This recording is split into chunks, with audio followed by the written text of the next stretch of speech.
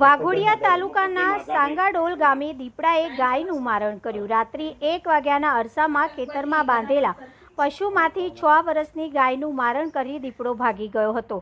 મફતભાઈ માધાભાઈ પરમાર નામના પશુપાલકની ગાયનું દીપડાએ મારણ કર્યું હતું। પશુપાલક તેમજ ખેડૂતોમાં ખેતરોમાં જવાનો ભય સતાવી રહ્યો છે। દેવનંદી કિનારાના ગામોમાં દીપડો પશુઓનું મારણ કરી રહ્યો છે। સાંગાડોલ ગ્રામ્ય પંચાયતના સરપંચે વન વિભાગને જાણ કરી હતી। ખેતરમાં પગના નિશાન જોતા ગામના લોકોને જાણ થતાં લોકોના ટોળા ઉમટી પડ્યા હતા।